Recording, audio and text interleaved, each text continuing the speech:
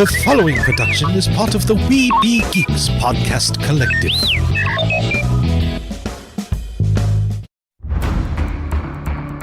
From days long ago, from uncharted regions of the universe, comes a legend.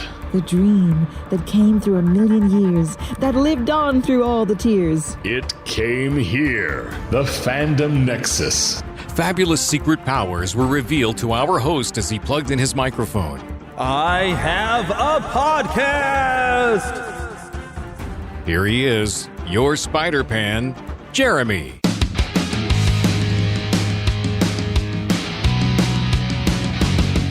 Hello, hello! I turned British again. I don't know why. Didn't I do that last week? You did a couple weeks ago at least. I don't know. I watch too many British gaming YouTube channels. That's the problem. And I get it in my head. But hello. So yes, we're back. You got like 2 episodes last week, and you even get me back again this week. How lucky are you? And guess what? I didn't come alone because Lost Boy Phil is here as well. Hello. Hello. Yeah, and he is right now recovering. I hope it looks like you're recovering pretty well from a minor procedure today. Yep. So, feeling pretty good after having that done? Yeah, not too bad. I'm sore. I have a pain in the neck. Hey, we're not talking about me. No, not talking about you at all or anybody else. They had to cut my chest in. I guess it's connected to this close to my neck, and that my muscles in my neck are really, really sore. But I'll be okay. You know, it's just the way it is. I'll be okay in a few days. Well, that's good. So, yeah, it's a minor surgery. You probably got to stay awake the whole time, too, didn't you? Actually, I was awake through most of the day, but I don't remember a lot of that because they had me on this weird half awake, half asleep drug. And, wow. And so they eventually had to wake me up mostly completely, and but I did feel them poking and prodding a little bit there, but not so much that I felt it. I mean, it was numb, but I could feel the needle kind of. I have a thing called a deep brain stimulator in my head to help me with my seizures, and they had to change the battery today. So he's getting a new battery. He's officially an Android or a cyborg. They had to give me a couple of new controllers to help with it too. So basically, there is a little chip in there to help control it a little more, which is interesting. Well, now that the music has ended, I realize I haven't really previewed the show. Today, we're going to be talking all about Lightyear later on. In fact, I've brought a Buzz Lightyear fan on, James Kennison from That Story Show. He is a huge Buzz Lightyear fan, and we will hear from him later on in the show to talk about his fandom of Buzz Lightyear. As well, I haven't really edited that clip down yet, but it's...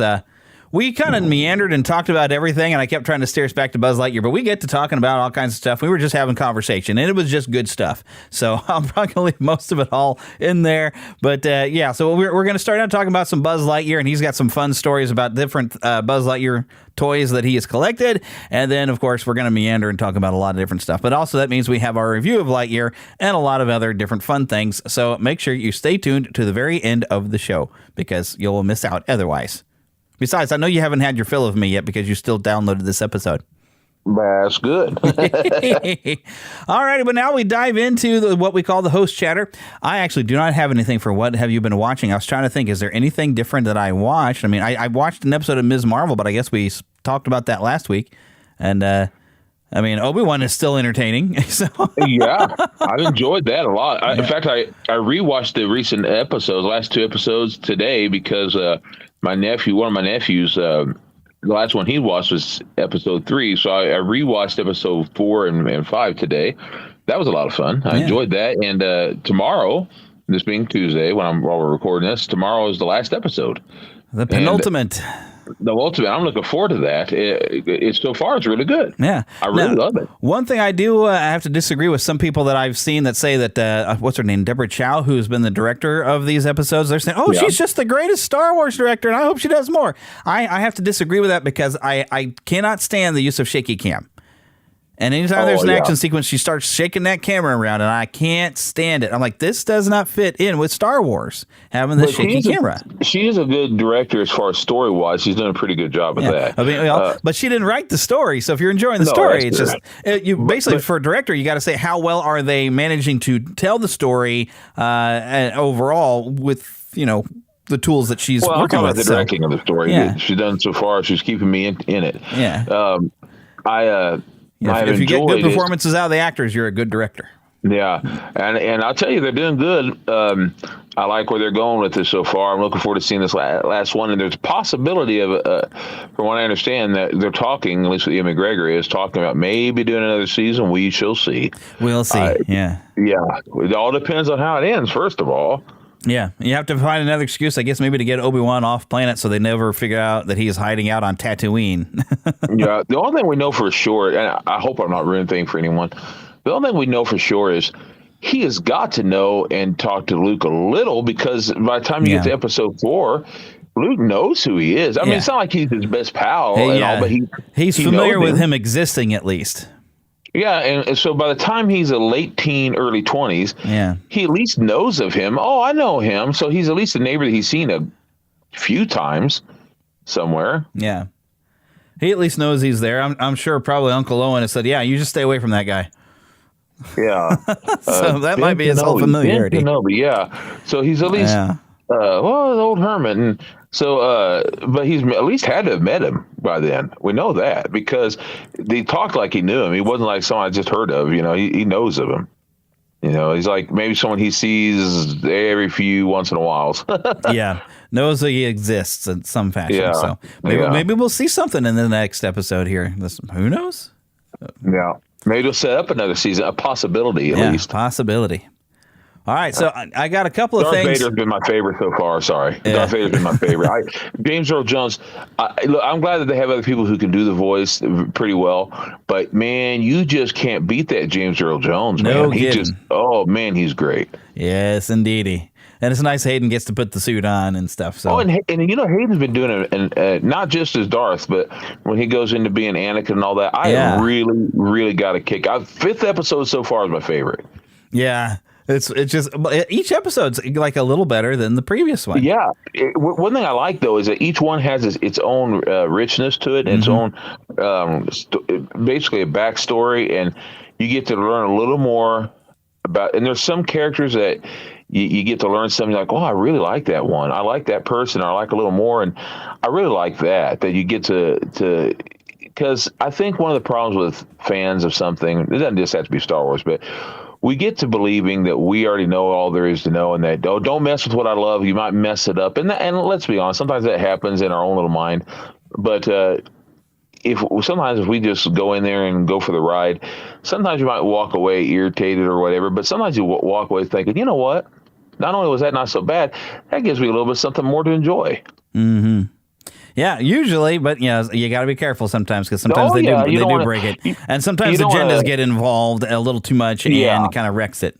I've already seen that. This has had a little bit of agenda, but they haven't overdone it. It's been a pretty good balance so far. I haven't really seen that so much in this so far. As far as this Star Wars thing, so much. Well, except for when Obi-Wan is completely inept, even though he's fought through the Clone Wars, been through so many different missions that he's completely inept on a spy mission, drops names, and is constantly being rescued by women, even if she's 10 years old. I didn't even see that so much. What I saw second episode, the entire second episode, he's completely inept.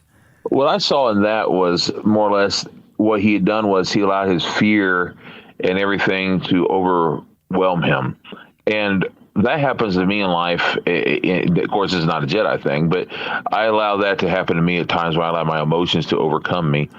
And so I could connect with it in the sense that I'm not trying to get deep here, but I'm just saying if we allow our emotions to overcome us, we become almost inept ourselves because we don't go forward. Well, as a guy who's a former Jedi Master, he should not be given into fear because fear is a path to the dark side. That's exactly right. So fear should not be a factor. But he did because he had gotten out of the practice. It's just like almost anything you get out of practice, and whether it be exercise or whatever else, you aren't what you once were. It happens, unfortunately. But to that degree, it was. I smelt the agenda. It was there, definitely. But anyways, I do want to move on to what we've been playing this week because, I got a couple things to mention for games on what I've been playing, but there's definitely one we got to talk about. But the first one, the PS Plus now. I'm not sure what they call. I guess it's like a major version of PS Plus. For PlayStation Plus, they launched their new membership program last week on Monday. And now that I have access to a bunch of classic games and a lot of even PlayStation games, so I was able to sit down and start playing the Spider-Man Miles Morales game, which I think I mentioned last week that I was getting to play with that one. So I'm still playing with that and having a good old time. There is, I don't want to get too dove into it, but there was one blatant virtue signal moment that I've gone by that I had to roll my eyes at a little bit. But overall, still a pretty good game. And I've noted that Miles doesn't quite feel the same as Peter, and it took us some getting used to. His timing, his rhythm of how he fights is a little different, and kinda neat though, isn't it? Yeah, so he's just unique enough, to keep it to where I have to relearn some things on playing the game, despite having platinum the previous Spider-Man game. I like when they do that. They make it original almost. Yeah, they did. They made it very original. He's even, of course, got his own individual theme song that fits more with his personality, which is nice. Yeah. So it's been pretty cool. What I do find very interesting is they do try to deal with the fact that it's weird that there are two Spider-Man, which I've been saying for a long time. I was like, look, okay, if we're going to bring Miles in, can we give him a different name? Why is he also Spider-Man? Does that even make sense? And it doesn't. Spider guy. If you don't want to call him Spider Boy or whatever, you Which they did have it one time, remember? Yeah. Not really, but not that I don't recall it, but but something like that, but it keeps being addressed in the game, and I kind of find it funny every time someone's just like, it's kind of weird. So we're supposed to call you Spider-Man as well? What? Yeah, you're the other Spider-Man. They have Spider Boy on the DC Marvel amalgam. It was Superboy and Spider-Man combined, and I loved it. It was great. I did not see any of those amalgams, things like that. Oh, it was great. It was like Superboy had Spider-Man's mask, but it was only from the nose up or just above the nose. So it's more like glasses with a little bit of the mask on the sides, and he had his hair showing on the top. And it was kind of fun. It was, and of course, he was super powered of all get out, but it was a lot of fun. He had the leather jacket on and everything. It was pretty great. It's Superboy. But no, the other game that what have we been playing this week? Oh, and this is a big one. Teenage Mutant Ninja Turtles Shredder's Revenge. Released last Thursday. Was it? Yeah, yes, last Thursday. Oh my gosh, I've been having so much fun playing with this thing. I've played through the story mode. I've hopped on arcade mode with like 6 other people. Well, 5 other people, a total of 6. And I've played it through 6 ways to Sunday now. My gosh, I haven't got to play with you that very much, although we did learn we were on your system when you do the high five to share health or whatever, the cheer up, you're supposed to be able to get an achievement for doing it 3 times to another player, but it only gave it to you because we were on your system. So we're going to have you remote into my system or something so I can get that achievement as well. Either that or play online. But that's specifically why I went ahead other than playing the classic games, but why I went ahead and have an online account now is so I could play online with you on the Ninja Turtles.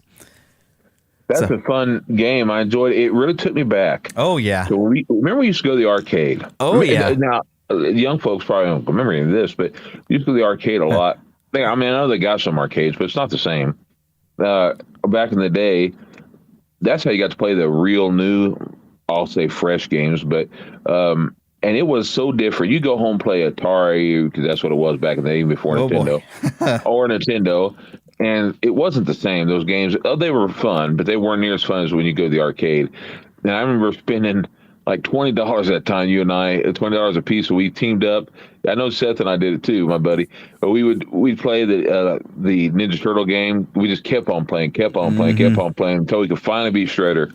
And then another time I went and to do that with the Simpsons game. And it was so much fun. Yeah. It was so much fun. I wonder if this is going to inspire them to bring someone will make the Simpsons arcade game, make it available again. Who knows? It was a kind of a bad game, but a fun game too. They brought out the Simpsons wrestling game. I never played it. I heard it was awful. But there's some things about it that were fun. Some of your special moves were hilarious. Like I won't mention them all right now, but one of them that I thought was really, really funny was like Krusty the Clown would have Itchy and Scratchy come out and attack you. Oh, golly. That was like his special move. They come out, they fight and bite and fight and fight and bite, and that was fun, Oh my goodness! But yeah, speaking of special moves, that's one of the parts of the fun of the Shredder's Revenge game is these special move meters that you can build up, and especially I've played through with Leo. I've got him maxed out because you get an achievement if you max out everybody's level on story mode. But Michelangelo, I appreciate that his special move is he does, like, from the opening of the original cartoon, he does the nunchuck maneuver, and it's basically this area of attack. And even his, you can do a taunt type of thing, and that's how you can charge up your meter, other than, landing attacks and everything. His taunt is he does a little bit of the dance that he does actually in there before he does a shell spin, I guess, because he, a backspin perhaps, but more of a shell spin. But the stuff they came up with for the taunts is great. Raphael will laugh. Donatello will play a Game Boy. Splinter meditates. Oh my goodness! And then if you're playing as April, her taunt is like, "What are your thoughts on that?" Or any comments? So she put a microphone out. I haven't unlocked. I heard that you can unlock Casey Jones. I haven't done. I love to. I did.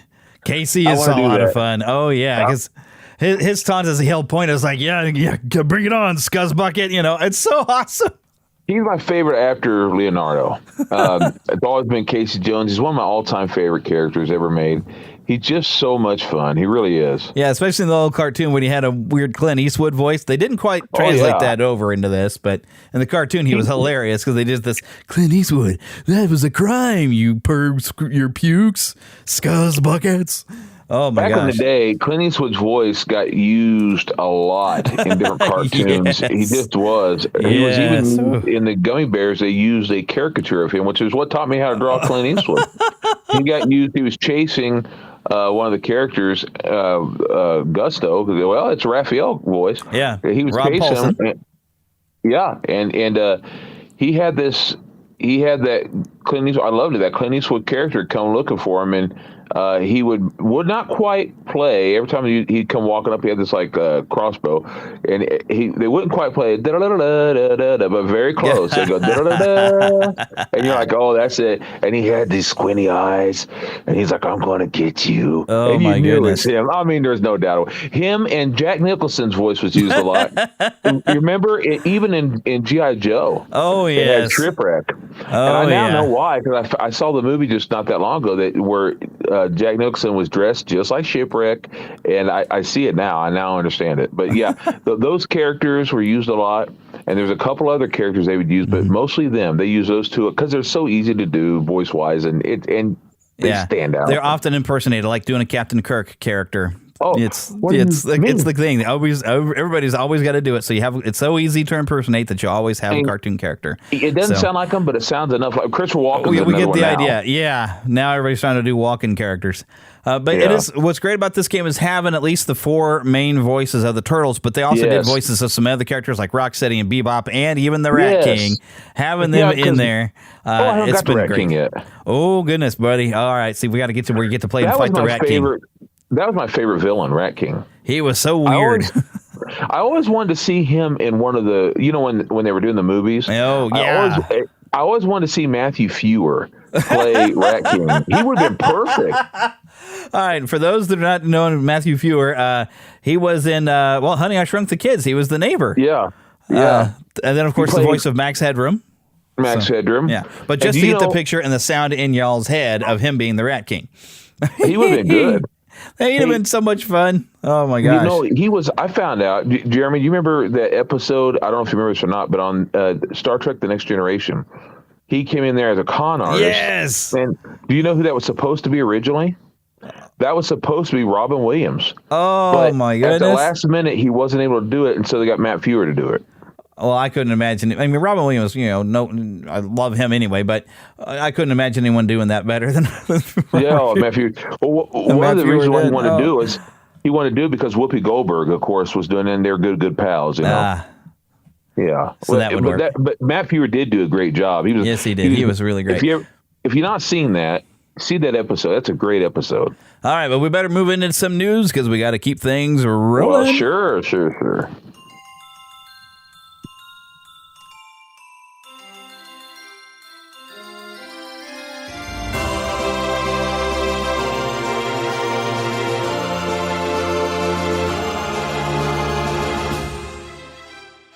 spanning the Disney and geek universe to bring you the best in comics, toys, movies, and entertainment.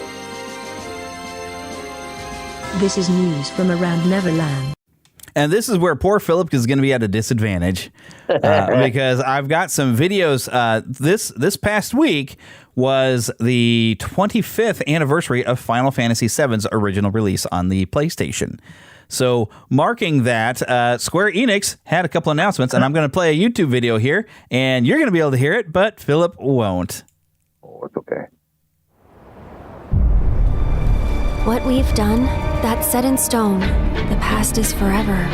But the future, even if it has been written, can be changed. So focus on the future, not the past. He wants to finish what he started. He wants to reclaim his birthright and rule over the planet with Jenova at his side. I saw you lying there. I figured it was too late. Wait, what are you implying? That I died? That I'm some kind of imposter?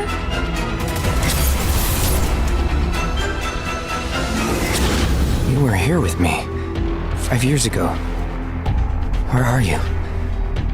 What happened to you? I'm trying so hard to find you. Sorry. Feel like I failed you.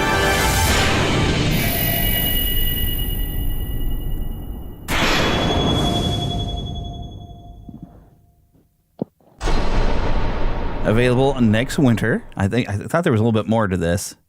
No, okay, now it's just kind of previewing the next thing. So available next winter. Final Fantasy VII Rebirth, the second in what they're saying is going to be a trilogy of the Final Fantasy VII remake. Holy guacamole. I had so much fun playing the remake, which I believe you do have. You got it for free on your PS5 there, Phil. You need to sit and play it because I know you only play stuff that's licensed characters that you know with, but oh my gosh, it's such a great game.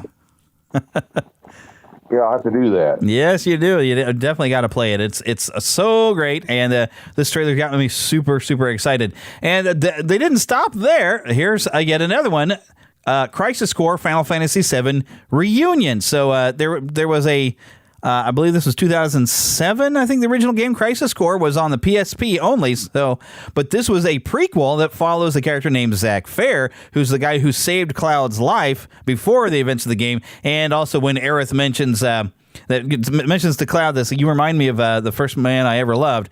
That first man was Zack Fair, who's supposed to be dead, but and now in these remakes, they found a way for him to live. But anyways, let's give this a listen, and poor Phil will not be able to hear this as well. Or either? What would be the word? I guess either. Boy, oh boy. The price of freedom is steep.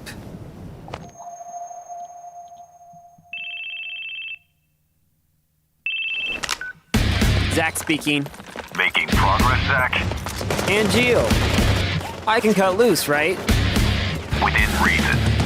It's showtime!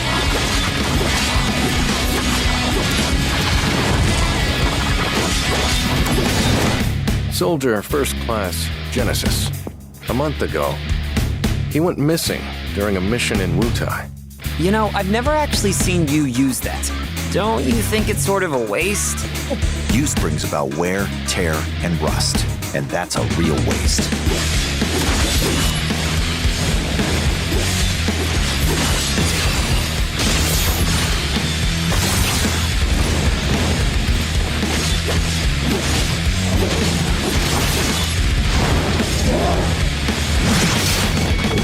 Project G gave birth to the man we know as Genesis. Project G. Project Genesis. Settle down, Zack the puppy. What do you know? Shit, we're lapdogs!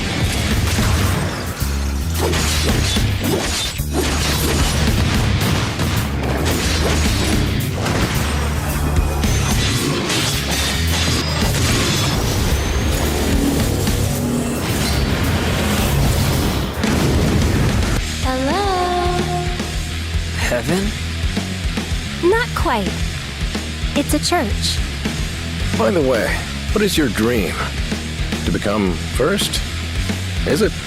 No, to become a hero. Ah, good.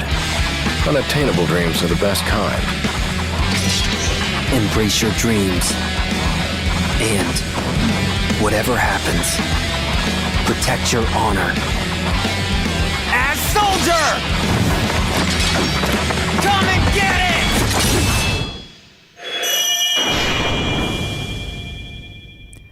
Alrighty.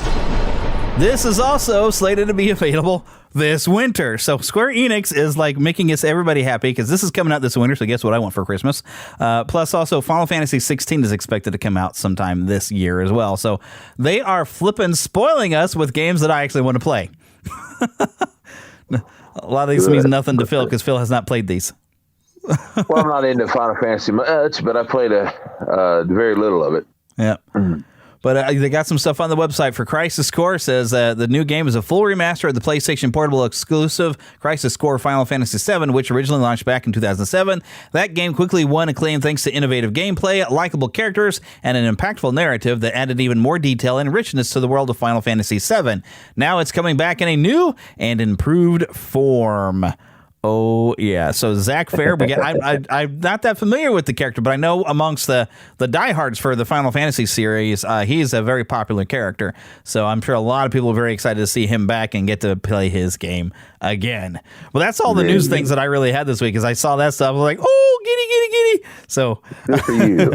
Well, I'm glad for the fans. Yeah. Even when I'm not a huge into something, I'm always happy for those who are. It's always bigger for them. And that's the thing is I got to figure out which one of these I want to have Heather buy for me for Christmas and which one I'm just going to buy myself. Because if they both come out around Christmas, then I got to go for it. Now, don't forget Santa Claus now. You may have to hint for him, and because you never know. You better watch out, Jeremy. Yeah. You better not cry. Well, the thing is when I got the Final Fantasy VII Remake, I bought the full deluxe metal cased package that came with an art book where they had some of the new designs of the characters and also a CD that was a partial of the soundtrack. And I loved the music on that so much that I went ahead and spent the money to buy digitally the complete soundtrack, which is like 6 discs or something like that to get all the music. Because I could have bought the actual physical copy discs, but that was a few $100s. Because they had an entire big package with that one. But I figure if this one's going to come out with a very similar package where it's going to be a steelbook, that's what they call it, a steelbook edition. Oh, that's right, yeah. Then I got to get that steelbook. I got to have the total package. Well, you're saying that's a real steal, right? Exactly. Boy. Alrighty. But now, guess what? It's time to go to the trailer park, and poor Philip is not going to have a clue of what we're about to see. And even he's not going to get to hear me hit this button. Mama, another gator got in the house. Another gator? Give me that can hear it. sugar. Come here. You can hear it through my headphones. Get him on. Get that gator. The Neverland Trailer Park. Now, this is something I didn't know was coming. It just dropped today. Lego Star Wars Summer Vacation. Huh?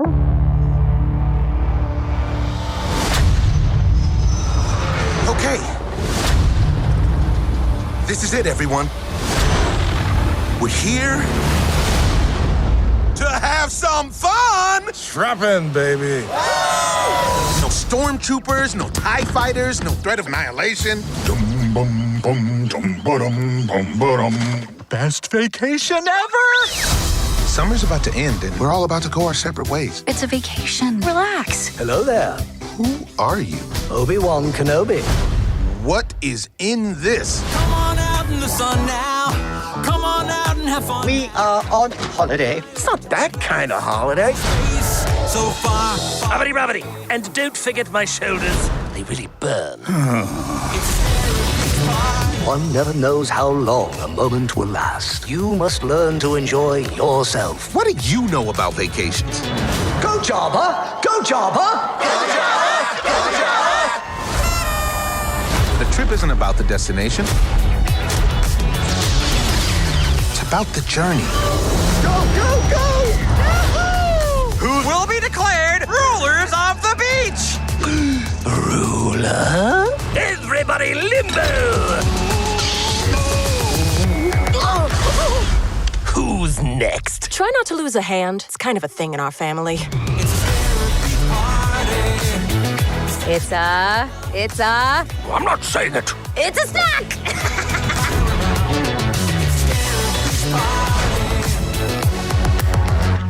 So coming to Disney Plus on August 5th, Lego Star Wars Summer Vacation, an all-new animated special from Lucasfilm and the Lego Group, and the newest entry in the popular signature-branded cross-saga storytelling series that began with Lego Star Wars Holiday Special and continued with Lego Star Wars Terrifying Tales. Now, what's crazy about this is, I don't know if you recognize the voice, because I don't know how well you can hear it through my headphones being near the microphone. I couldn't hear it. Weird Al Yankovic has a song in here because Darth Vader and the Emperor are going on a beach vacation, and Weird Al is hosting a beach party, and they have a Lego Weird Al, and he doesn't look Star Wars at all. He just looks Weird Al Yankovic. I like it. As a Lego. I like it. Well, it's Lego. You can get away with a lot more with that, Yes, you can. Well, quite honestly, Weird Al is alien enough looking as it is. And I don't mean that as an insult. I just mean that he's kind of fun, and you can kind of get away with all that. He is, after all, the weird one. But I swear, I think I'm watching it mainly for the Weird Al cameo. Yeah, and he's closer to Jar Jar than anyway. But we like him more than Jar Jar.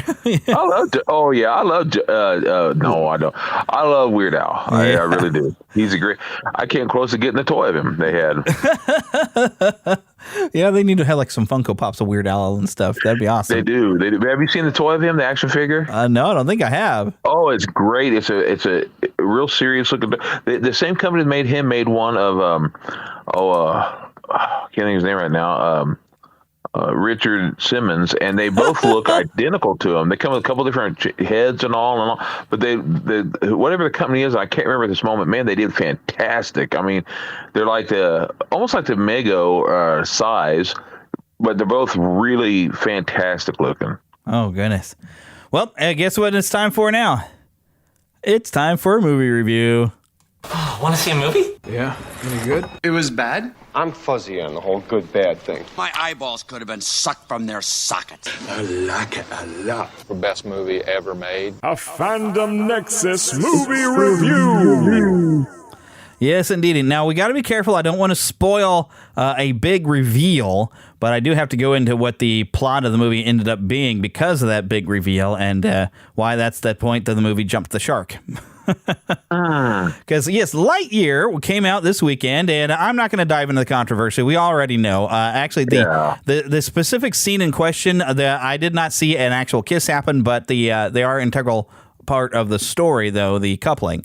So, I mean, it's important for the story, but, the controversy, okay, so you're going to decide whether or not you want to see that movie based probably on that, but I'm going to just tell you what our honest thoughts of the film were. Yeah.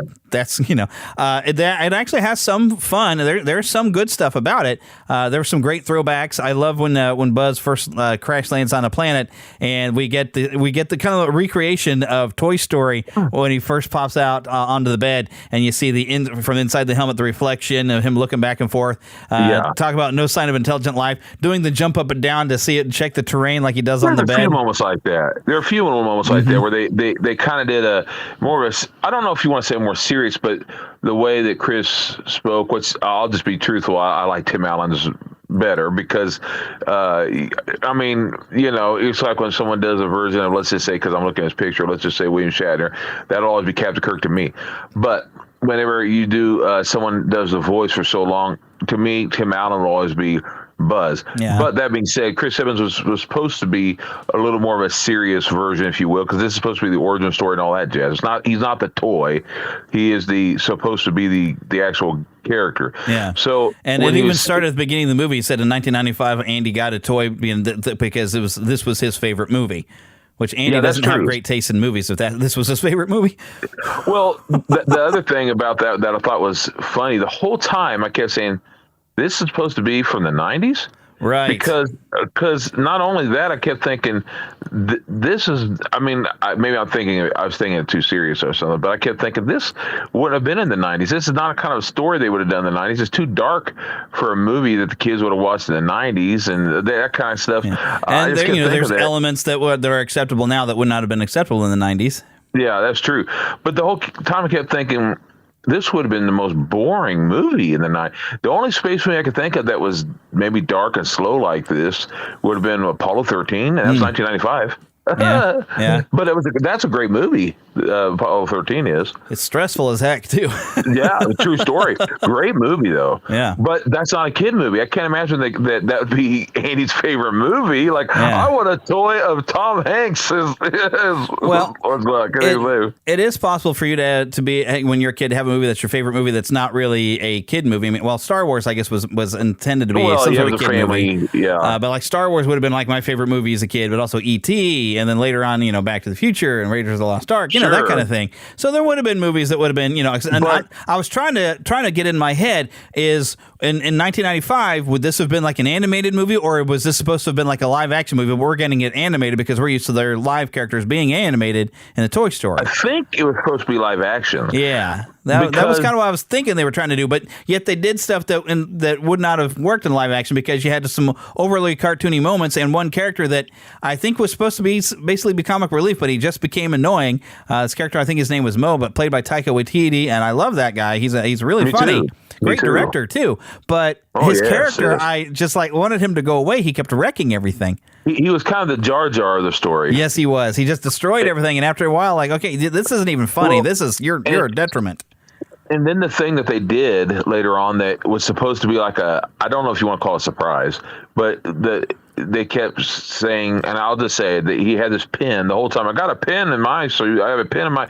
And at the end, finally the pen comes in handy, and you're like, and it's like a writing utensil pen.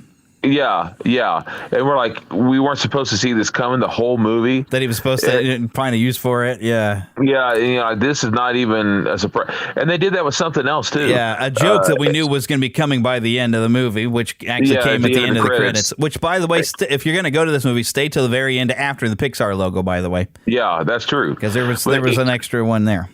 Yeah. And it was like, it was just really predictable. Yeah. Everything was predictable. I did love Socks the Cat. Socks the Cat made that movie. He stole it. And the only other character I really loved, because I didn't expect her at all, and I found her to be funny. She reminded me of people I knew and worked with. And I think everybody has a grandma or an aunt like this or someone. I can't remember her name. She was supposed to be... Oh, I forgot it now, too. She was used to be in jail or prison. She was on like a work release program or something. Yeah, she was hilarious. She was on parole, and she was hilarious. Yeah, because saying stuff, and she was just like, the heck with that. And she was a grizzled old woman, and she was so funny the whole time. She was kind of violent in the sense that she's like, I'm gonna knock him out.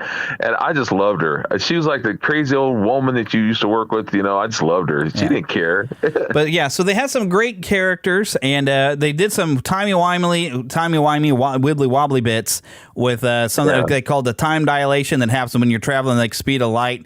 That time is moving faster than you are. I don't know that there's supposed to be some actual science to it, but we've never had anybody travel that fast, so how are they so sure about it? That wasn't even my issue, but they did have.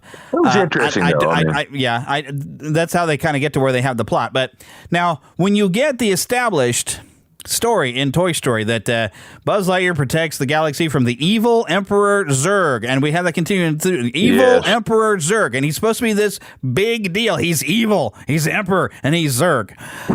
And so I thought, he's gonna Buck Rogers his way into a future and find that evil Emperor Zurg is a big deal.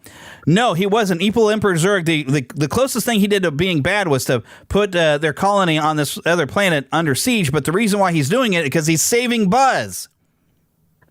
Yeah. So he never did anything evil. The only thing he wants to do is go home.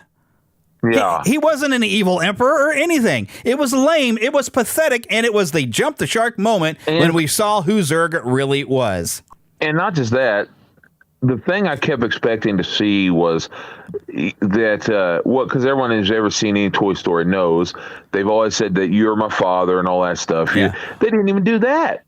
Yeah, they didn't do a thing like that. They did a joke on it, though. Yeah, but I kept thinking, you didn't even stick to what we already know. And so it's kind of like they kind of... Look, I don't care if you have everything exactly the way we know it, but I thought that was part of this story. And plus, I think in Toy Story 2, that was just meant to be like a joke anyway. Maybe. Because it was funny as heck when they did it. So no, it was. Now, I will say I like the background stuff because it was kind of like Star Wars. It was Empire Strikes Back and other things. It kind of had a lot of that stuff. It's fun. I didn't hate the film, but I didn't like it really. Yeah. I was just kind of, I was kind of like, I just think.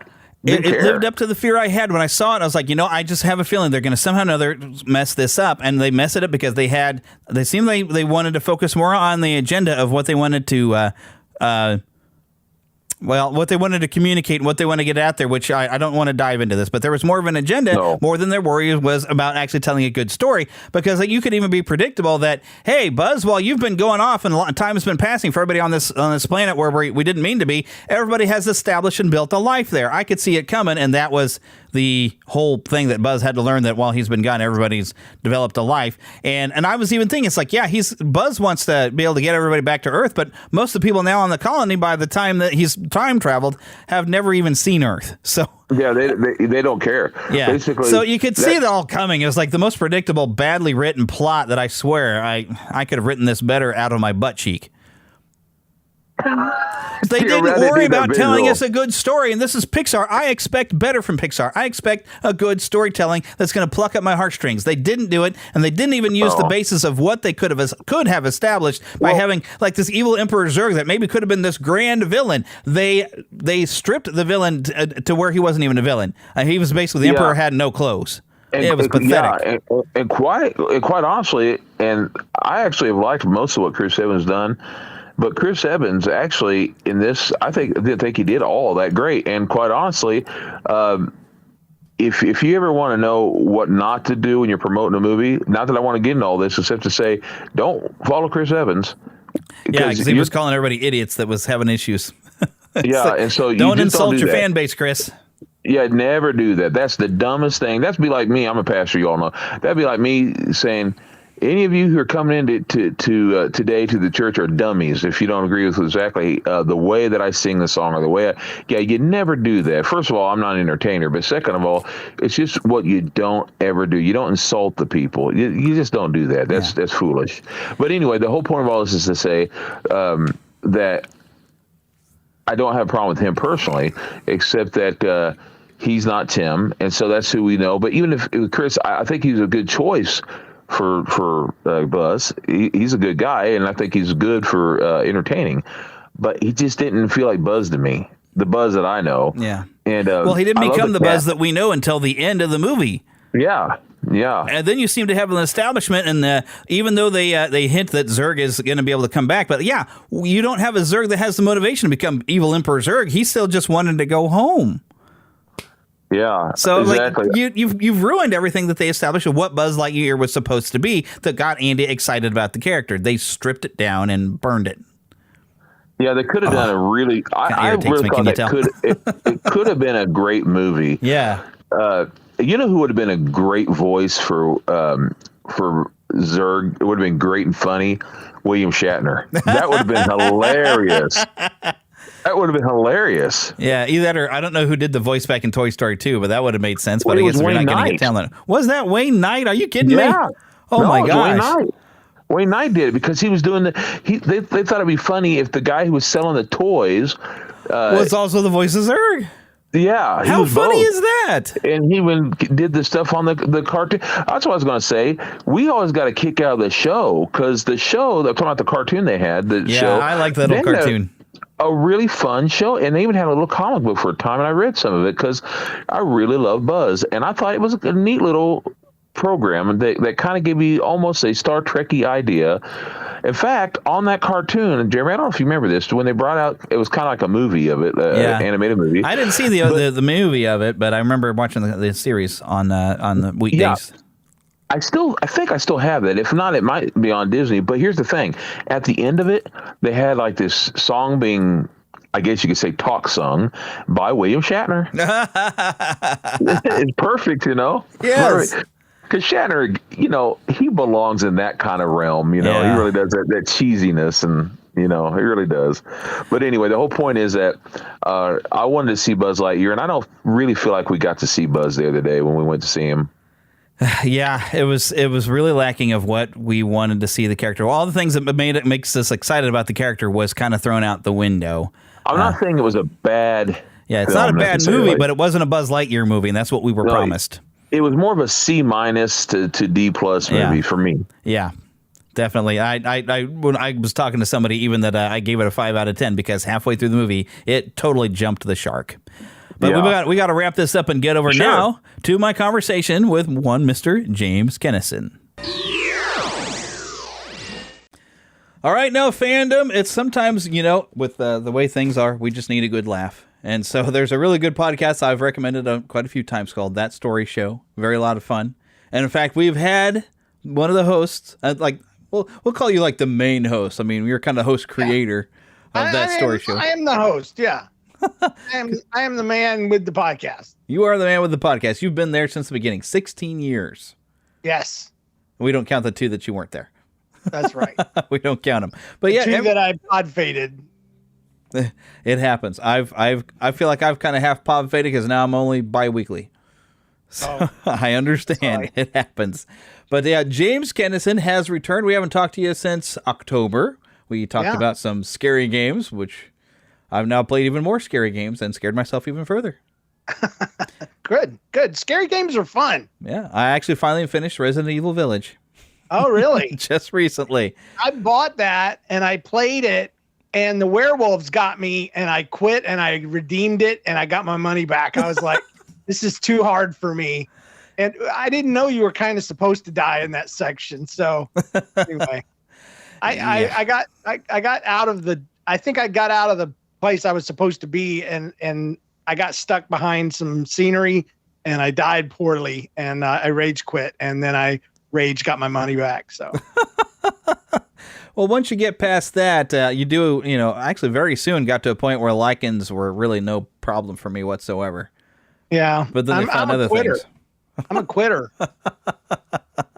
Well, yeah, I ain't got nothing. I ain't got nothing for quitter. I thought I had a good joke there, but no, I don't. I got nothing. I'm just coming out. I'm coming out as a loser on your show. I'm letting people know right now you have a quitter as a guest on your show. Well, I actually did that with Fallout 3. It was supposed to be this great game, but I got frustrated with being overburdened. I got tired of it and I traded it in. No. Yeah, try Fallout 4. Maybe I will. And if you need to use a plug-in, to get rid of that over-encumbered thing, and I think you'll enjoy the game a lot better. Yeah, so. I guess I need to play it on a PC and not on a console then.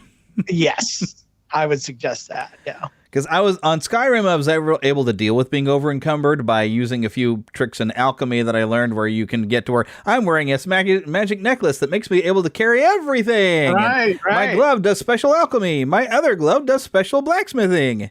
I have the boots that allow me to never die. I rigged up so much stuff that I'm like, yeah, I'm Superman now. This game's it's still fun, but it's like this game isn't a challenge anymore. So I just went and did everything. So okay, next.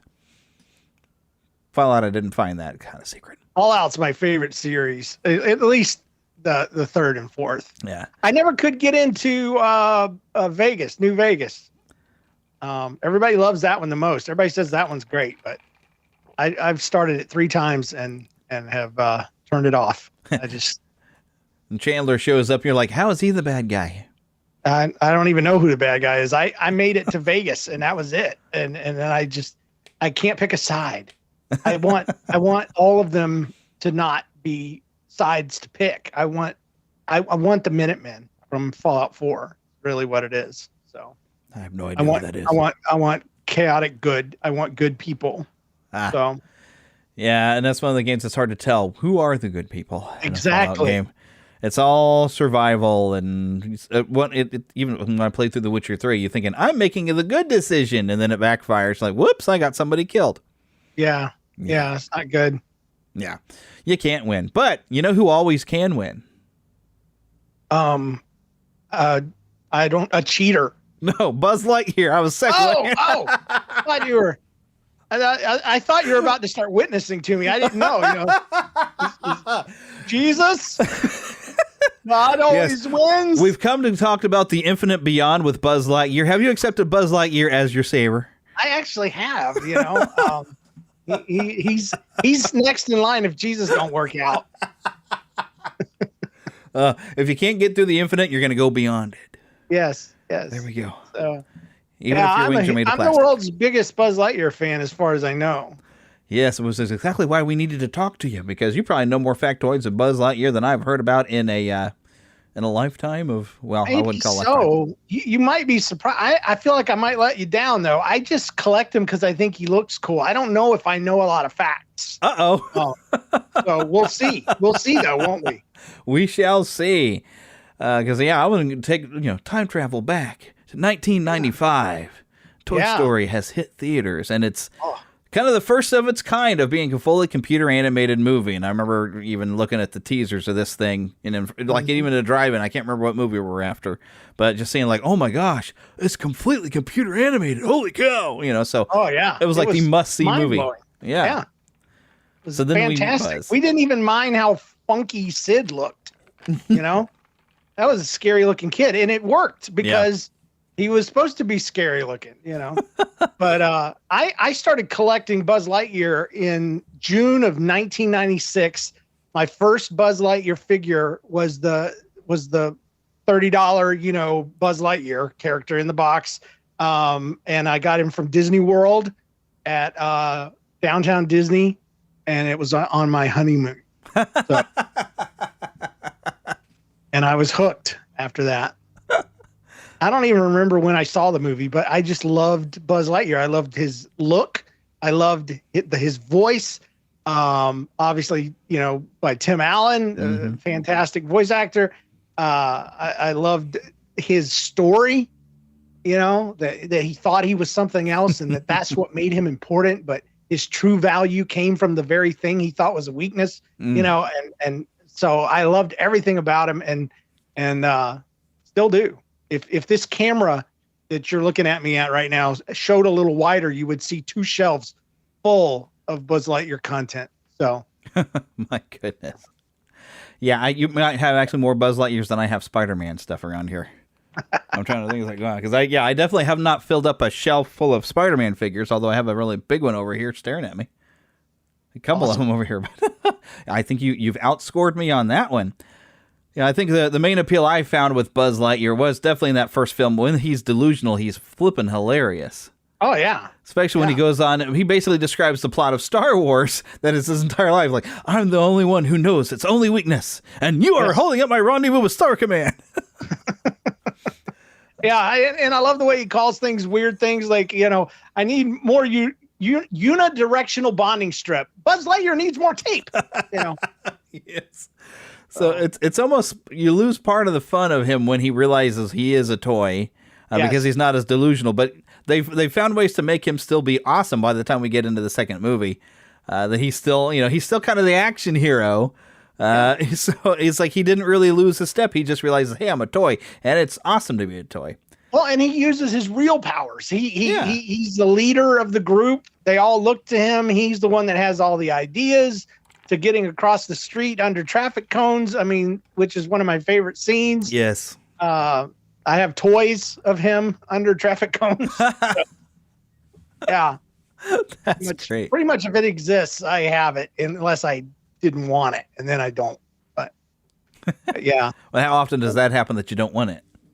It happens more and more nowadays because the toys that are put out right now, I think they put them out just to have room on the toy aisle for, just because they have a space for Disney, and the Buzz toys are not collectible. They're not even fully painted. Like they cover up the feet, and if you look down, they haven't even put purple and green paint on the feet. It's not what it was. Now, collectible wise, yes, Funko is still putting out the occasional Buzz Lightyear. They just put out a new line of pop-ups that are mechanical and move, and have a little saying that pops out of their head, and those are really cute. And I got that. Vans came out with shoes a couple years ago. I got 2 pairs of those. So I've just become more selective. Yeah. Because there is a lot of crap, and then on the other extreme are the things that I want, but they are $300 plus. Yeah. I can't do it, man.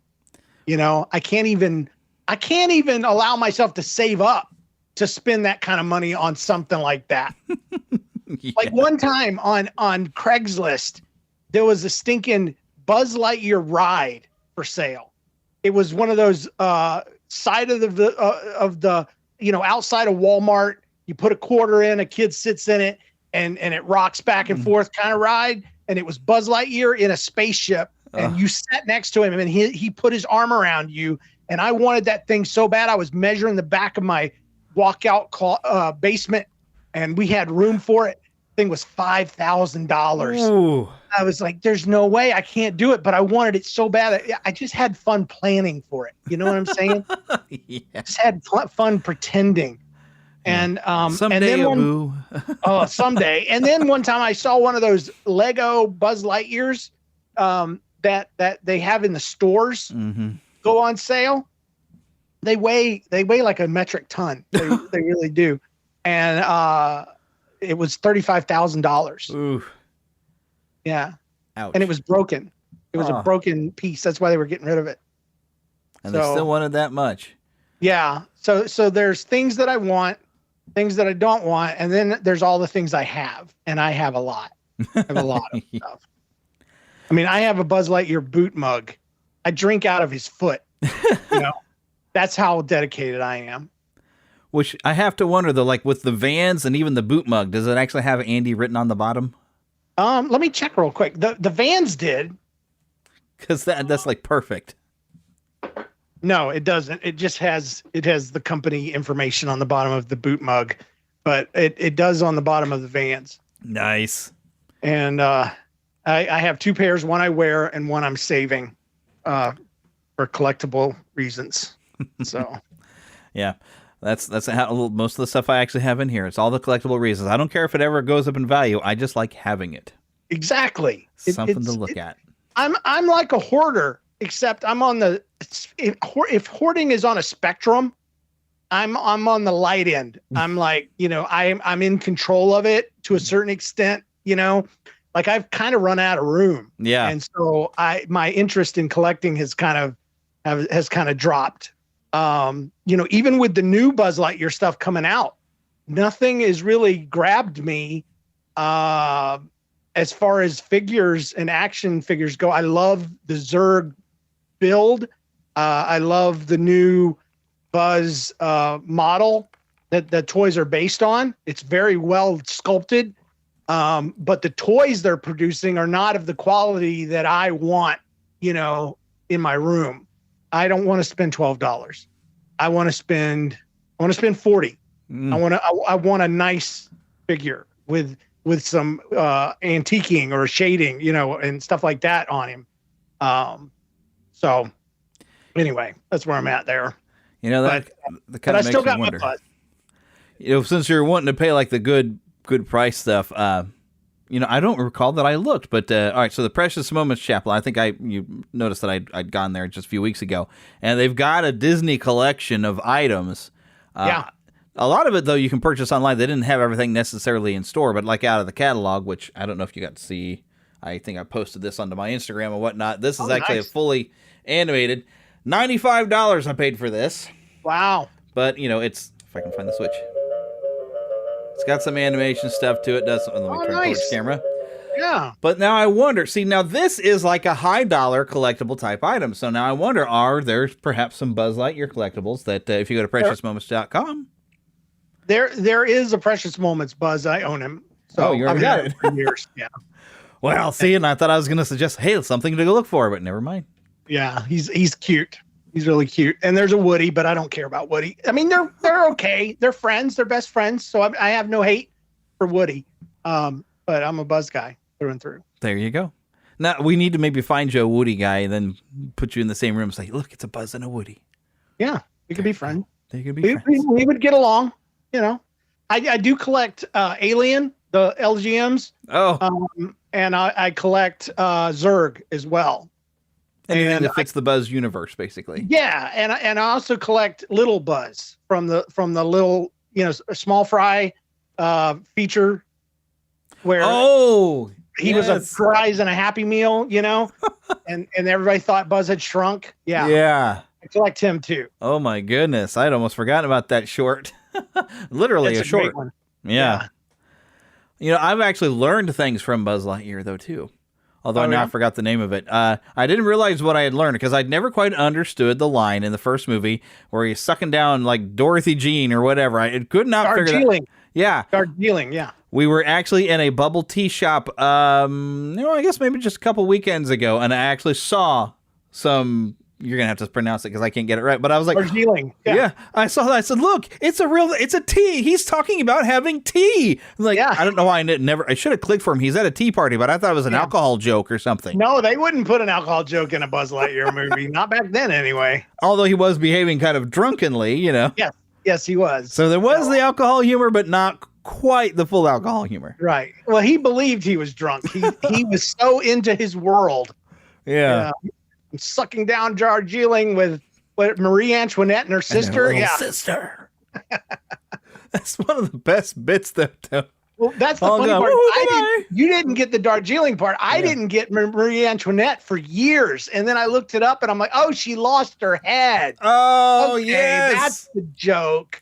I had not thought of it that way. Because, all I can think about her is that's the Let Them Eat Cake woman. And they cut her head right off, and that's why there's these two headless dolls. He's wow. Marie Antoinette, which doesn't make sense if you think about it. If he thinks it's a toy, why does he know about Marie Antoinette? But anyway. I don't know. And if he thinks he's a toy, why does he know to freeze when all the rest of them do? That's the thing. I'm not supposed to ask these questions. I know, but I have to. If he's the second in line behind Jesus, I have to ask these hard questions. Hey, because if there's not an answer for them, then it's not worth trusting in. That's the way I believe. And then we have to wonder, is it in the same universe for that old Jim Henson special? Because now it's a Disney-owned thing. The Christmas toy, where the rule was if you were found out of place, you were frozen forever. Oh, man. That's harsh.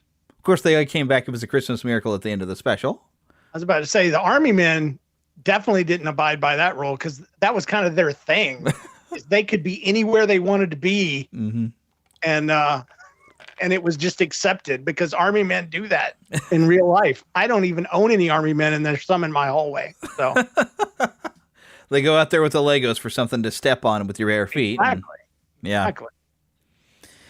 Yeah, let's see. The only I don't think I had that many Army men like that, but I always love. There's a Bill Engvall bit where he talks about his son had a bunch of those, and they were always being knocked under the stove or whatever by the cat, and they were trying to clean up behind the cat, and they found them all, and his son couldn't call them G.I. Joe or anything. He called them all his I.G. Joes. And they said, oh, look, it's an I.G. Joe prisoner camp because they were all underneath the stove and everything when they were cleaning it because this cat would be on, get in there, no talking. So it's funny. Yeah, for anyone who's a Bill Engvall fan, that's, I forgot which one of his albums, but it's a hilarious little bit back when his son was still young. So yeah, but those are the like Legos or stuff to get stepped on. But that makes you wonder, what other toys might be alive? Like say, maybe a Lego brick isn't alive by itself, but if you constructed a character out of Lego bricks, would it then? Well, I think they kind of proved that in Toy Story 3, or was it 3 or 4? Which one has the fork? Sporky. Fourth one. Okay, the fourth one. Yeah, you can take inanimate objects, turn them into a toy, and then it comes to life. So yes, absolutely. So the rules are frightening. What kids can do. The amount of creation goes in. Maybe it's not Jesus or Buzz. Maybe it's the kids in Toy Story movies because they have creation powers. They got magic. They got inspiration. Original. They instead of speaking it into existence, they create it into existence. They can take a spork and put clay on it. Yeah. But now the other weird nightmare fuel you might have. And this, let's go back to Poltergeist. You have that clown doll that was underneath the bed. What might your toys do when you're asleep in your room? Hopefully, I rely on the fact that they do nothing because my wife has Barbies and a collection of Barbies, and they're all in their boxes. And if the movies are true, then I have the most bitter, murder-minded Barbies in the world living. Because they have been there for 27 years, locked up in their own cage in these beautiful dresses. I feel like I need to be worried about these Masters Universe Origins figures. Don't turn your backs on them. Because the most free thing I have, well, I've got a lot of other like, McDonald's, Burger King toys that I collect. Those. If they do a Spider-Man toy, I got to get it. But most of my stuff is not free. Other than I think you kind of see him back over here. I got Spider-Man swinging. Yeah. Across there, but everything else is packaged up. But I got a good wall load of these Master Universe Origins. I'm like, that's all I need is one ticked off Skeletor to bust out of that thing and come after me. Exactly. Now I got to keep an eye on it. Because they've been watching. They would have been watching, and they would know your schedules. They know where you sleep. They know when you sleep, and they know your weaknesses. They know where the scissors are, and the string. And they will tie you down like Gulliver's Travels, and you will wake up, and they will torture you. Great. So now we got nightmares. Yeah, I'm a little worried now. Yeah, I'm gonna sleep with the lights on. Yeah, and now we have to be concerned that Woody may come out and tell you to back the blank off. Or have you seen that video? Whole other topic. Oh my goodness, yes. Yeah, I'll have to share that one with you later. Tom Hanks has finally dropped an F-bomb somewhere, but wow! In a way, it's kind of justified. But yeah, it's a whole other issue. But so I'm waiting for somebody to take this audio of him getting onto these people and putting this somewhere, clipping it to where Woody is telling people to back the blank off. Right? Yeah. I'm waiting. That meme is coming. It's coming. Yeah. Oh yeah. I've now become a his conspiracy head theorist. slowly spins and he's in Sid's arms, and he'd say, so play nice. Instead of that, it would be, so back the freak off. Exactly. I may have to make that, except for I don't want with the language. You don't want to be the one, yeah. It's got to happen, but I'm not going to be the one. I've got some sort of reputation of doing a clean podcast that I need to maintain. There you go. You go. I will not be the one that does it, but somebody should. Somebody should. Heck, it'd be even funny if grab some Tim Allen quotes or grab some of like Tim Allen's old comedy back when he actually was kind of a filthy comic. Put those in the bus. Yeah. Somebody's going to do it now that I've said it. Somebody probably already has. Yeah. I bet they have. I about the only thing I do Buzz Lightyear related anymore is once in a blue moon, I get on Amazon, I get on bigbadtoystore.com. There's a couple of Oriental sites that I jump on and I search for Buzz Lightyear stuff and see if there's anything new. And I have a hankering for two items. There's one that claims to be a Toy Story 4 Buzz Lightyear, but all of the buttons are wrong and everything is as black market as possible on it. You can just tell it's fake as crap. And I want him. I want to own him. But I want to buy him. Yeah, exactly. Because it's that way I can have a fake one.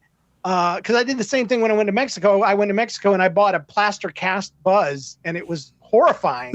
But I own it now. It was from third world Mexico. It's wonderful. But anyway, I want this fake Buzz, but I don't want to spend $40 for it. I want to spend like 19 or 12. I want a good deal on it. And then there's another Buzz that I want. I can't remember now. Doesn't come to mind. I spent too much time talking about the other Buzz, but yeah, there's another one. He stands about 16 inches tall, and he weighs like 6 pounds. Wow. And he's impressive. He is a sculpture, a true sculpture. It's a 1-to-1 cast from the original sculpture, and I want him, but he falls in the wrong price range for me. So. Well, that's how we keep some sort of control over our collecting, is having a budget that you're allowed only so much, and then having a small space to keep it in. It's the only reason why I podcast is because my podcast money is allowed to stay in a separate account, and I can buy Buzz Lightyear stuff with it without getting in trouble with my wife. So there you go. As long as you budget for it. The only reason I podcast. I just want it said on your show so I don't have to say it on mine. All of you are feeding my sickness, my illness. There you go. Yeah, I'd say it fills my need for attention. Yeah. That too. You know, when you got a bad case of the look at me, so you got to find some way to get it out. That's right. So, but I'm kind of wondering like how deep the collection goes, because I actually recall, and I kind of wish I still had these, and I believe it was Burger King that had these. Like when the first movie came out, they had little toys of it. They had a Woody that was all, you know, he was just a little floppy doll. He was pretty accurate to the movie, but they had a little plastic Buzz that the wings would snap out. Do you actually still have something like that? I have him. I have one that was a puppet from Burger King. I have I even have a water bottle holder that is just Buzz Lightyear's body, and it velcros around the top of the bottle. There's no head. It's just a cap that comes out. It looks really kind of morbid, but I was like, very collectible. But no, I have that. I have the Kellogg's had a series of bobbleheads, miniature bobbleheads, and I have several of those, both in the package and out of the package, as well as the advertisement that was on the cereal aisle. A friend of mine happened to be going down the cereal aisle when the guy was putting it away, and she's like, "Can I have that?" And he said, "Sure." And so I have the bobblehead. It stands about 4 foot tall, and they have two heads: the head that's printed on the back of it, and then a second head that bobbles on this plastic, bended piece of plastic. The plastic broke years ago, but I still have both heads. So what is the weirdest thing that you have? The weirdest thing, I may have said it with that water bottle holder, because it's creepy. It has arms but no legs, so it's kind of like Jabba the Hutt, except it's water bottle shaped. Let me look around real quick. The weirdest thing I probably have is a Buzz Lightyear Nutcracker doll. and I made him myself. Oh, neat. Yeah. I made him on a lathe because I saw a Nutcracker doll at a craft store, and I was like, they're made on a lathe. They're made on a spindle. They make spindle. There's the legs, the body, the whole thing. I could instantly see in my mind how it was constructed. And then I immediately said, I can apply that to Buzz Lightyear. And I looked online, and there is a Buzz Lightyear Nutcracker that you can buy, but it doesn't crack nuts. It uses the front of his uniform as the part that goes up and down. I had to redesign the concept of the Nutcracker, because in a Nutcracker, it's actually part of his chest that goes down, and they paint it to look like the lower jaw, and the beard is flexible. And so you can do it. I had to actually work it into the head, because the armor, let me go get it, and I'll show the people on camera real quick. Yeah, those of you who are actually here getting this on Patreon, which, by the way, Patreon subscribers will get video occasionally whenever we have a guest on. Oh, so that's turned out really good. This is him, and his backpack is the lever, and you see it going up through the back of his head, and his mouth opens and closes, and it actually breaks nuts. The part that I was talking about on the official one, it only moves this part up and down, and it doesn't actually break nuts. And this one does. And as you can see, it was totally made on a lathe, with the exception of the backpack. So you had to go through and like carve that out yourself with the whole kit then? Well, I made all of the pieces on the lathe. A lathe spins wood really fast. That's how they make baseballs and stuff. Yeah. And so the body is one part. The legs were spun on the lathe. Each part of the arm was spun and then cut and then glued together. The only part that I had to get creative with was the mouth, and the head was spun on the lathe. The ears were put on separately, but and as well as these parts here. So anyway, I'm trying to be descriptive for your audio only listeners. Yeah. But anyway, that's probably the weirdest thing I own, because there's only one of a kind. Yeah. In the world. And like the follow up to that would be which item are you most proud of? But I think we already answered that question. Well, I can do that one too. The one I'm the most proud of is in my hands right now. It is this one. It is a giant Funko Pop Buzz Lightyear. It's marked as 02. because I guess it was the second large one they ever did. It is a Comic-Con exclusive, and a friend of mine named Chris gave this to me. And it's special to me because Chris suffered from heart disease and passed away a few years ago. And this was from him. And he got it for me. And it's so therefore it holds a special place in my heart forever. Yeah. And it's worth a lot of money if I wanted to let go of it on eBay, but there's not a chance. Yeah. Not a chance.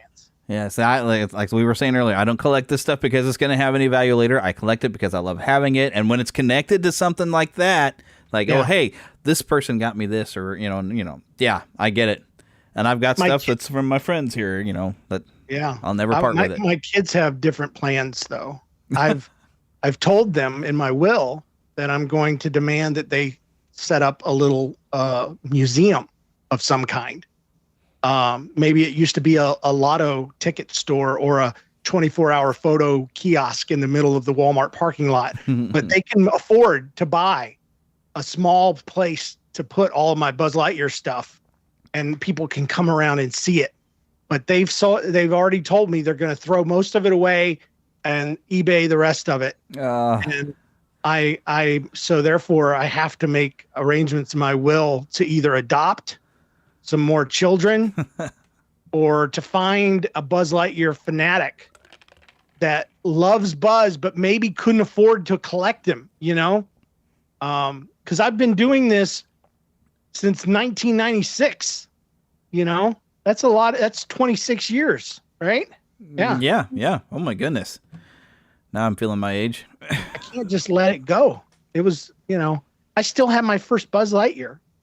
I still remember the kid that broke him. So, yeah. And that kid is almost 40 now. He's like 35. Yeah.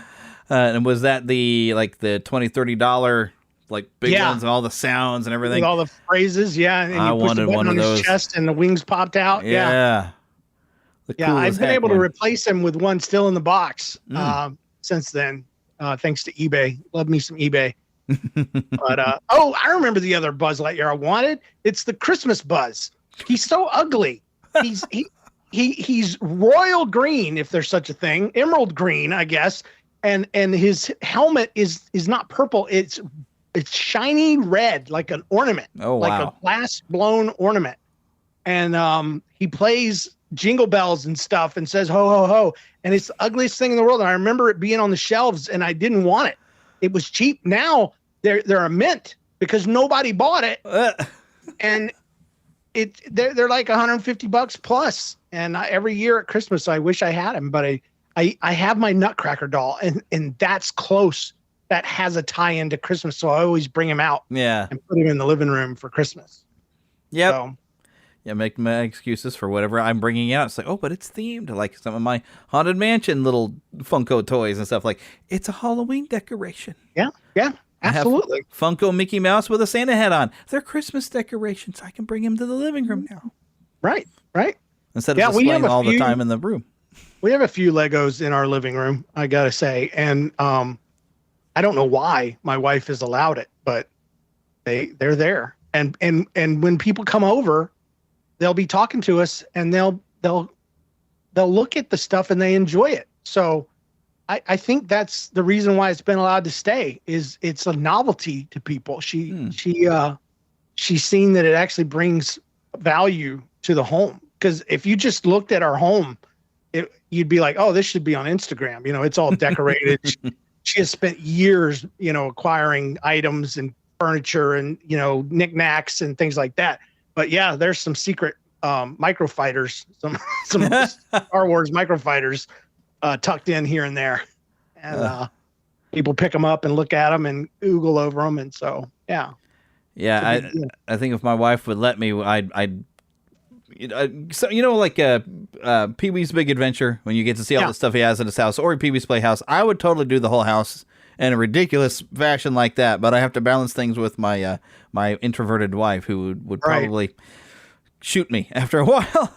So, well, I think that's why we need them. Yeah, they keep us sane, and we keep them on their toes. So. Yep.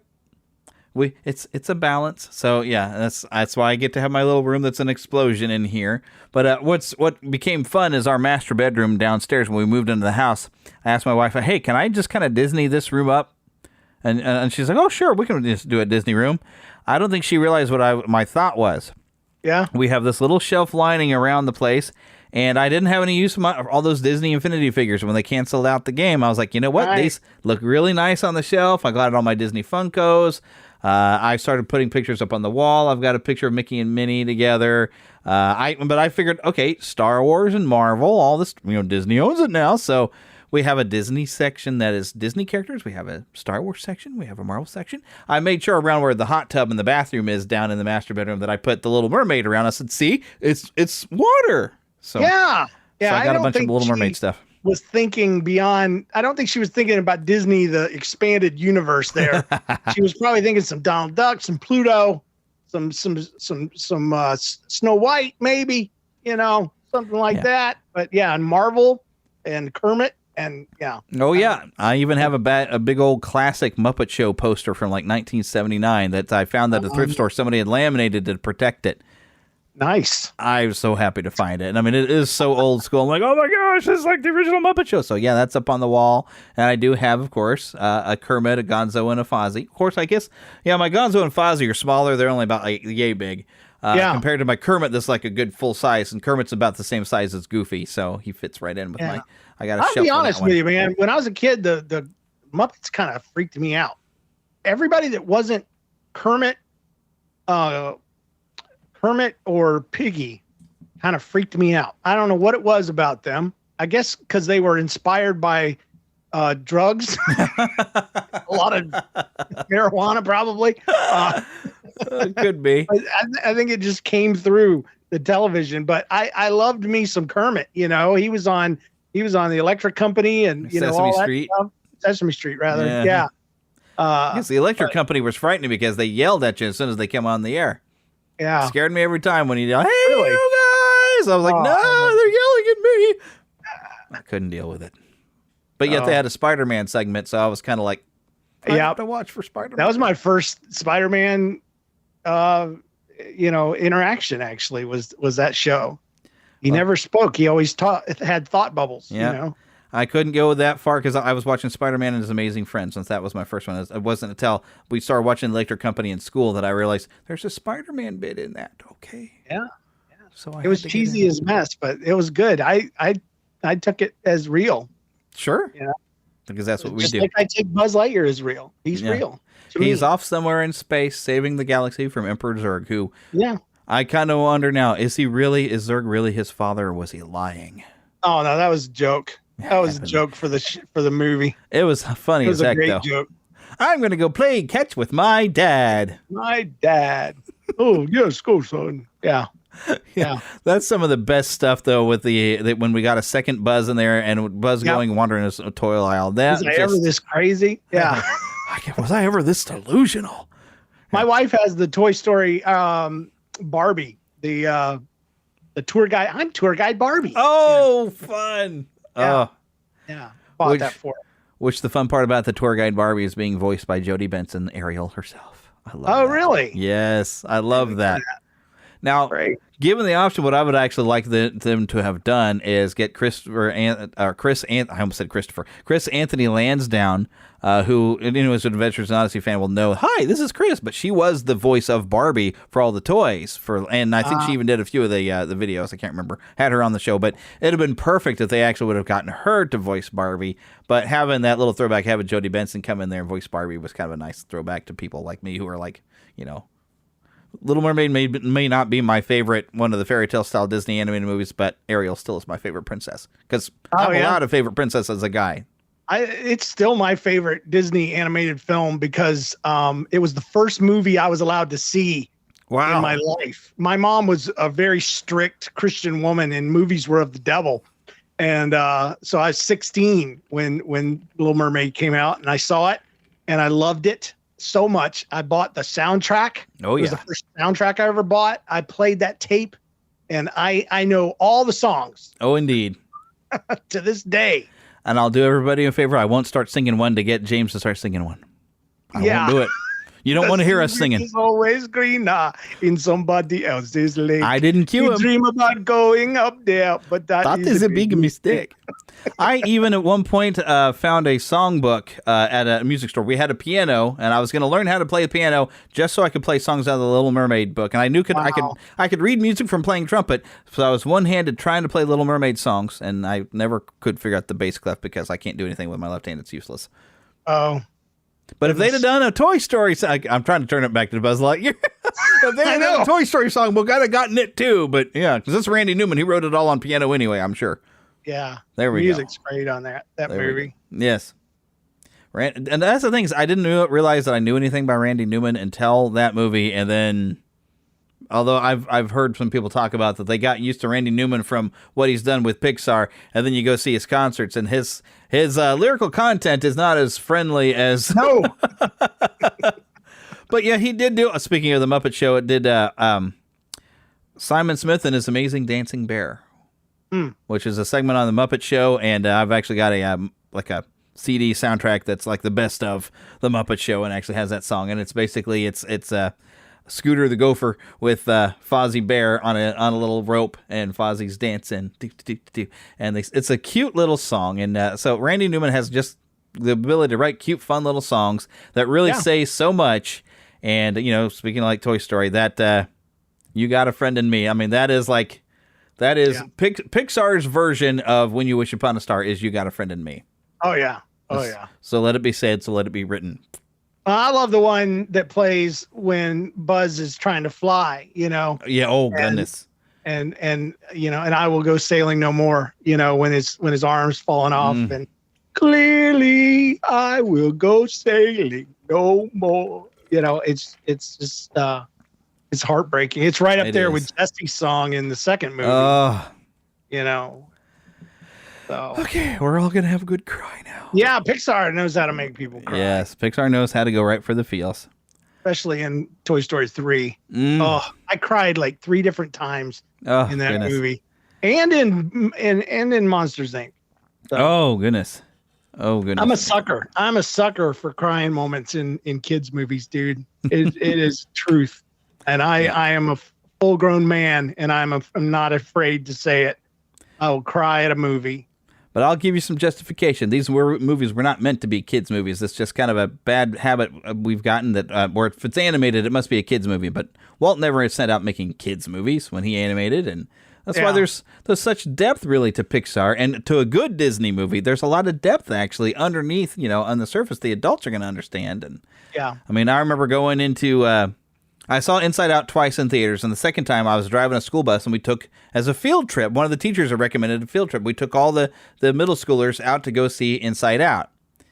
And because, I mean, that is a coming-of-age story on the deeper level of all the things going on inside, where you're having to let go of some of those childhood things, and it's like your world kind of comes apart, and yet you build up with something even better, and you still get to, mix, and you're not, everything's not just a solid color. It's a nice blend, and so those kids, I mean, they got a lot out of it, and that's that. But that's depth. It's like that's not really a kids movie. That's got some emotional depth and a lot of things even us adults get. So I like to say they're family movies. We're not talking Dora the Explorer here. We're talking Disney Pixar. That's good. When they do right, it's for everybody. Because Walt never meant to make kids movies. He never did. And he even didn't like it when people referred to when he's making a full movie that somebody just called it a cartoon. He says, no, this is not a cartoon. This is animation. He got upset with somebody in a board meeting once. I've heard all kinds of notorious stories of Walt. But so whenever I hear like the people like, oh, those kids movies, I'm like, wait a minute. It's a family movie because the adults can go in there. Just because it doesn't have any cleanness in it doesn't mean it's for kids. Right. Hence the rated E for everyone, 10 and up. You'll find on... This is how I can wrap it up. Everyone, 10 and up. There it is for That Story Show. For y'all need to go and check it out. And if you do have some youngins, Red School Bus is the cleaner version. You'll have less poop jokes, I guess, in the Red School Bus. If you can get cleaner in That Story Show, that's Red School Bus. And you'll have a lot more submissions by kids in the Red School Bus too. Yeah. And a lot more injury stories. That's the only stories kids have is I got hurt one time and I fell down and I got some stitches and my mom was like, whoa.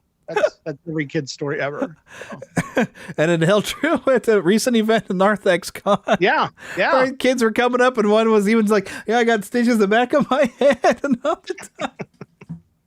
Yeah, one of them made me scream into the microphone because he comes up and talks about a chunk of flesh got removed from his leg, and I look down at his leg, and there's a daggum hole in his leg, a scar, and I was like, and people were like, "Don't yell in the mic." I'm like, "Well, don't stinking scare, don't freak him out. I can't handle, destruction, like flesh destruction." That's what I tried to freak you out with a story. What I really should have done is shown you the back of my leg where I have a big scar where No, I'm good. Thank you. They were supposed to just freeze the warts off. They decided to cut it first. Yeah, there. And I could have showed you. That's why I don't have any tattoos or anything. Done this interview. That's the thing. I would hate you. So.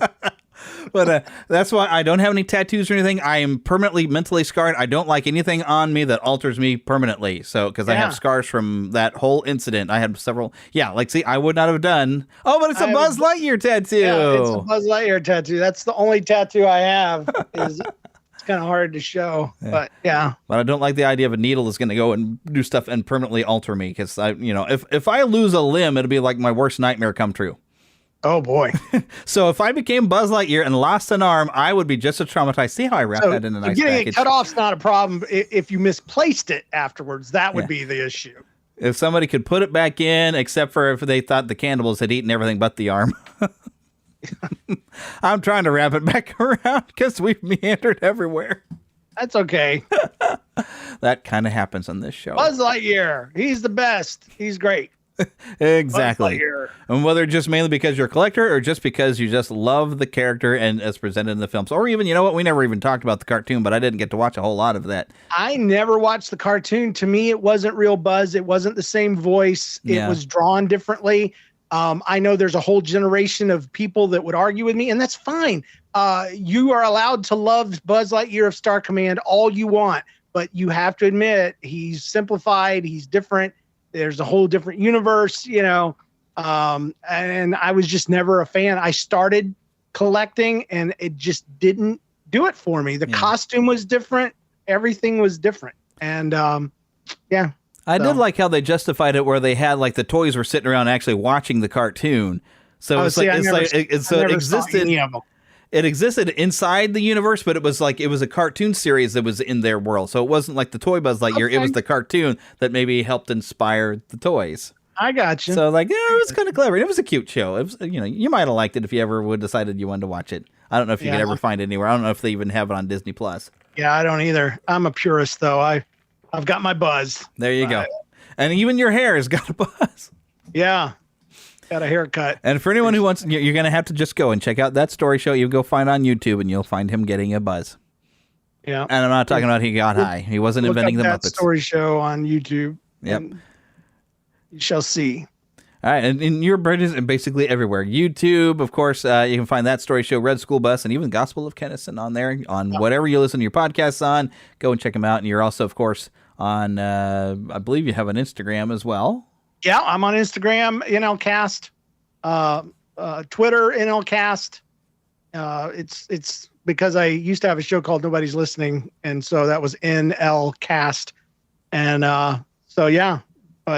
look me up online. Check out my podcast, That Story Show, Red School Bus for your kids, and it's upper elementary, lower middle school, age, kind of stuff. But little kids like it too, and so.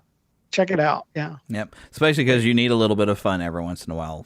That's right. That's right. And we tell funny life stories, and we invite you to do the same. We put your funny life stories in the spotlight. So listen for a little while. You'll think of a story to send in. We'll read it on the show. It's great. And there it is. James Kennison, everybody. Thanks, folks.